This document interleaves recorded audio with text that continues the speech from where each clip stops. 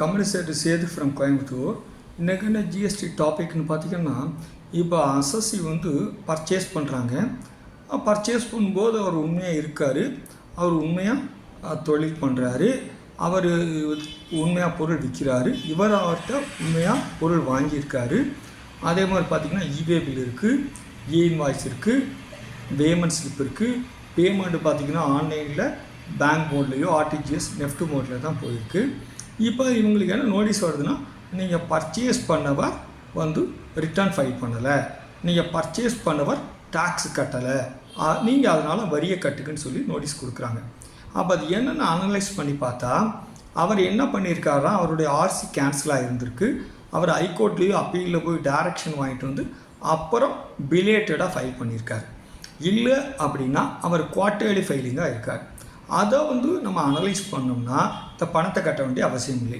ரெண்டாவது பாயிண்ட் பார்த்திங்கன்னா, நம்ம வந்து உண்மையில் ஒருத்தர் பர்ச்சேஸ் பண்ணியிருப்பார், அவர் பொருள் விற்றுருப்பார்.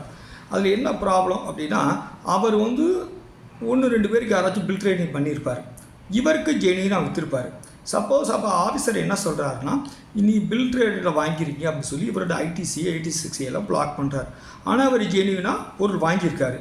அவர் யாரோ 1-2 பேருக்கு பில் ட்ரேடிங்கில் சந்தேகப்பட்டு பண்ணதுனால நீங்கள் வாங்கினது செல்லாதுன்னு சொல்லி பிளாக் பண்ணி ப்ராப்ளம் வருது.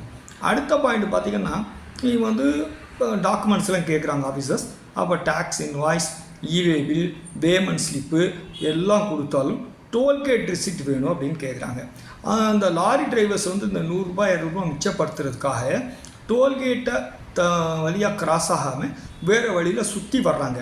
என்னை பொறுத்து ஜிஎஸ்டி ஆக்டில் எங்கேயுமே டோல்கேட்டை கிராஸ் பண்ணி வரணும்னு எங்கேயுமே சொல்லலை. ஸோ டோல்கேட்டுன்னு கேட்டாங்கன்னா ப்ரொஃபஷனல் இல்லை, ஆனால் மூவ்மெண்ட் ஆஃப் குட்ஸை நம்ம சப்ஸ்டான்ஷியேட் பண்ணணும். நம்ம எல்லாருக்கும் அப்படி கொடுக்கலாம், கன்சைன்மெண்ட் நோட்டு கொடுக்கலாம், எது வேணாலும் கொடுக்கலாம். வேறு ஆஃபீஸர் சந்தேகப்பட்டார்னா டிரைவரையோ லாரி ஓனரையோ கொடுத்து சம்மன் கொடுத்து கூட வர சொல்லி ஹியரிங் கொடுத்து தேர்ட் பார்ட்டி ஹியரிங் கொடுத்து டீட்டெயில்ஸ் கலெக்ட் பண்ணலாம். இதான் என்னுடைய டிப்ஸ். தேங்க்யூ.